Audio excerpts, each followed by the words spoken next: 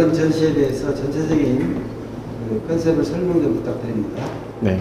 지금 지난 3년간 한국 실험미술이라고 해서 퍼포먼스와 이제 설치, 그리고 그 6, 70년대에는 해프닝과 이벤트라고 불렀던 일종의 개념 미술까지 굉장히 오랜 시간 또 지속적으로 지금 확장되며 조명을 받고 있는 상황입니다.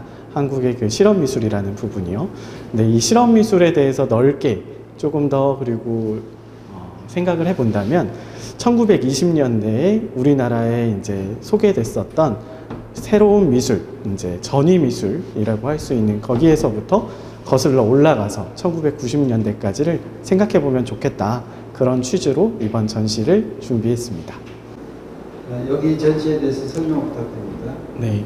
이쪽에는 서화협회보가 전시 중인데요. 서화협회보는 우리나라에 지금 물론 개인 소장자분들이 계실 수 있지만 지금 국내에 확인되는 서화협회보는 3곳에서 가지고 있는 것으로 확인이 되는데요.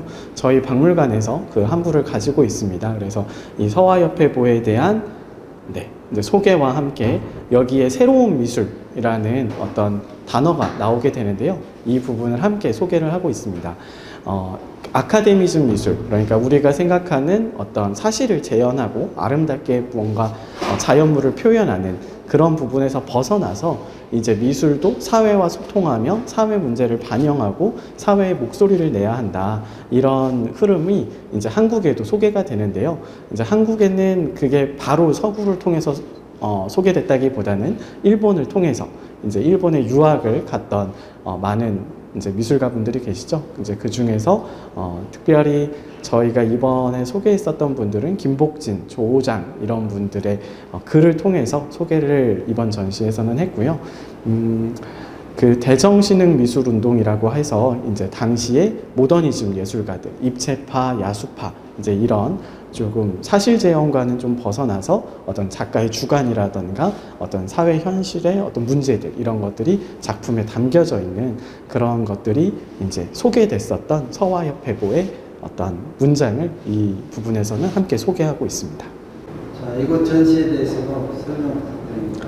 네, 여기에서는 이제 1920년대에 이제 서화협회라는 단체를 통해서 어떤 일본을 그 서구 미술이 수용됐었던 걸 다시 한국에 이제 들어온 부분을 소개를 드렸고요. 이쪽에서는 그 사인전이라는 어떤 전시를 좀 집중적으로 소개를 하고 있습니다. 이 사인전 여기에 있는 자료인데요. 이제 사인전 같은 경우에는 박서보 선생님께서 이제 대학 졸업 후에 이제 졸업하시고 나서 얼마 되지 않아서 반국전이라는 취지로 이제 단체전을 열게 되셨습니다. 이 당시에는 아직 4.19 혁명이 일어나기 이전의 상황이었기 때문에 굉장히 어떻게 보면 반제도적인 움직임을 일찍 선구적으로 보이셨다라는 측면을 또 생각해 볼 수 있을 것 같습니다. 이 4.19 혁명은 굉장히 이제 당시 어떤 한국의 많은 사람들에게 민주주의에 대한 어떤 것들을 직접 그저 정신으로 알거나 어떤 사회적인 흐름으로 알았던 것을 어떻게 보면 한국 사회가 체화하게 되는 그런 굉장히 중요한 사건이잖아요. 이제 그 사건에 앞서서 이제 박서보 선생님이 펼치셨던 사인전, 그리고 그 4.19 혁명 이후에 이제 60년 전 그리고 벽전이라는 이름으로 덕수궁 돌담길 옆에서 이제 국전에 반대하는 작가들이 모여서 전시를 열게 됩니다.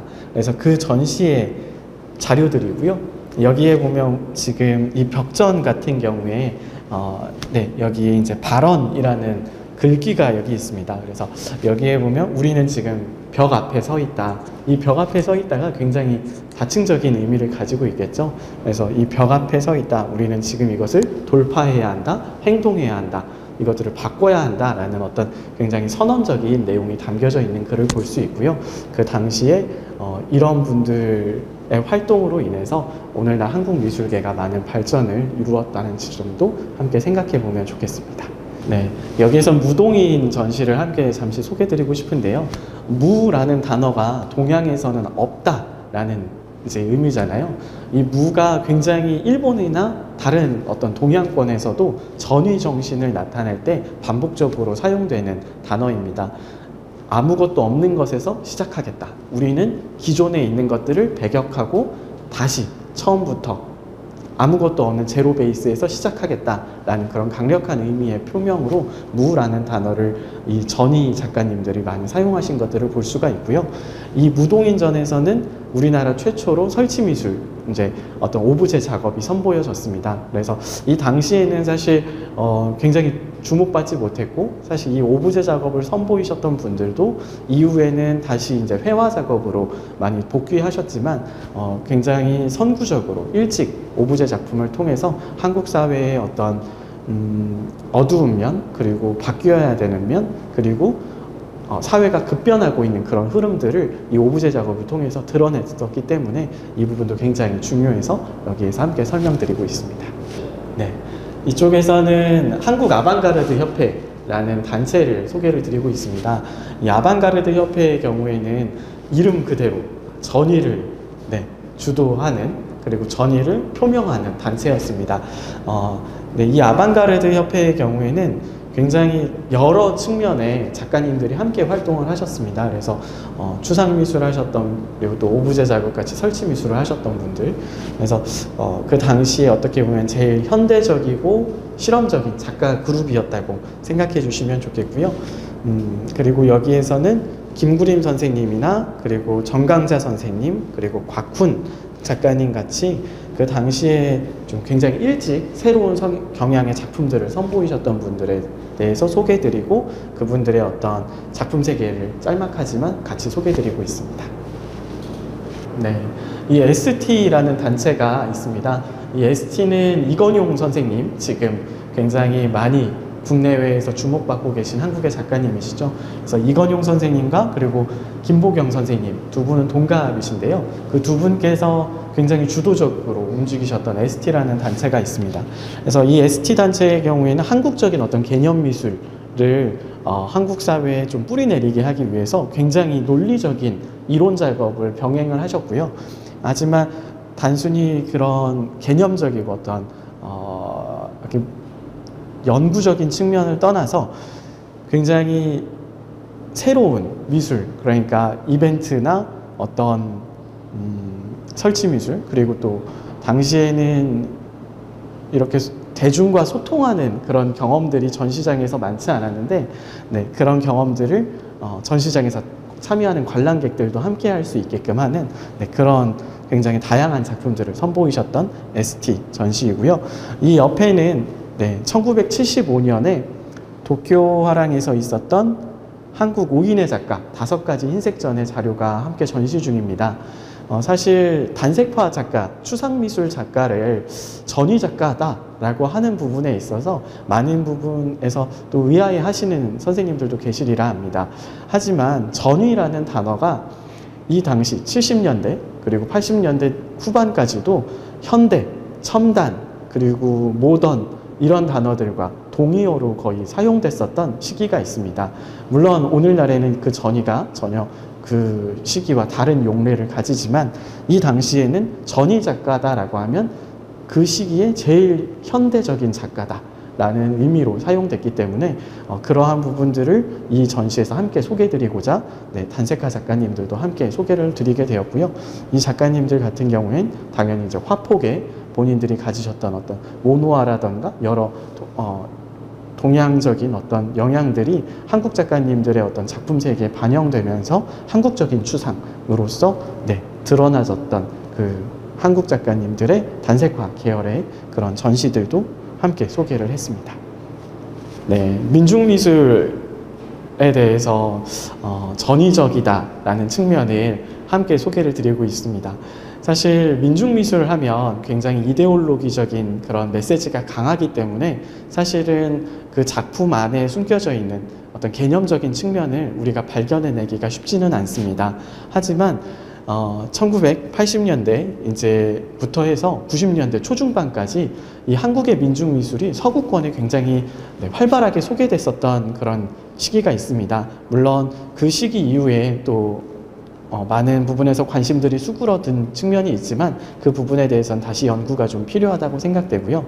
여기에서는 어떤 부분에서 전위적인가라고 얘기를 할 때 앞서 지금까지 얘기했었던 부분에서는 어떤 혁신적이고 이전에 선보여주지 않았던 어떤 새로운 작품 경향 이런 것들이었다면 여기에서는 일상과 제도가 분리되어 있는 그 미술 문화 안에 그런 부분들을 해결하고자 했었던 그런 경계를 넘나들고자 했었던 그런 측면에서 전위적이다라고 말할 수 있기 때문에 이런 부분을 함께 여기에서도 소개를 드리고 있습니다. 이쪽에서는 한국의 생태미술을 이야기하고 있습니다. 한국의 생태미술의 경우 이제 당시에 80년대에는 자연미술이라는 말로 많이 쓰였죠. 그래서 양평의 박간미술회나 공주의 야투 이제 이 두 단체가 자연미술을 주도했었던 단체입니다. 그래서 이 두 단체의 경우에서도 물론 조금 다른 경향들이 보이지만 그 당시에 이 두 단체는 어떤 반문명, 반도시적인 것을 추구하거나 이렇게 표명하지 않았지만 사회적으로는 어떤 야외에 나가서 자연물을 가지고 미술 전시를 한다? 이런 측면이 굉장히 어떤 심화되고 있는 도시의 문제들 이런 것들에 대해서 반발하는 그런 측면으로 해석되기도 했습니다. 물론 그분들의 어떤 다른 또 지향점들이 있으셨지만 그 당시 사회적으로는 그렇게 받아들여졌고요. 여기에 이제 야투 전시 같은 경우에는 지금까지도 공주에서 활발하게 이제 이어지고 있는 활동들을 찾아보실 수 있습니다. 이 생태미술이라는 단어로 이제 자연미술이 어떻게 보면 더 넓게 해석되고 있는데요. 지금 굉장히 환경 문제에 대해서 사회에서 많은 관심을 가지고 있잖아요. 이 많은 관심으로 인해서 자연스럽게 이 자연미술에 대한 연구가 80년대로 소급해서 다시 올라가서 그렇게 연구가 활발하게 이루어지고 있고요. 이 연구에 따라서 이 경향도 당연히 전위적이다라고 해서 소급해서 반영할 수 있는 그런 측면이 있기에 함께 전시를 하고 있습니다. 이 아래쪽에 있는 작가님들이나 이제 단체 활동들 같은 경우엔 이러한 어떤 1920년대부터 쭉 이어져 온 어떤 이런 전위 정신의 맥락들을 이어가고 있다라고 하는 그런 단체들을 함께 소개를 하고 있고, 저희가 이 부분에서 마지막으로 이야기하는 것은 지금 1990년대 이후에 2000년대 들어서 이후에 사실 어떤 젊은 작가들도 내가 전위 작가다라고 이제 사실 젊은 작가들 층에서는 그런 표현을 쓰는 작가들이 없지요. 어떻게 보면 전위 정신이라는 것이 그럼 2000년 이후에는 존재하지 않는가? 그것은 그저 과거의 유물 같은 것인가? 라는 측면을 함께 생각해 봤으면 좋겠고, 그렇다면 그것이 만약 오늘날도 유의미한 것이라면 그것이 오늘날은 어떤 형태로 존재하는가를 이번 전시를 통해서 함께 같이 고민했으면 좋겠습니다. 긴 시간 함께 해주셔서 감사합니다.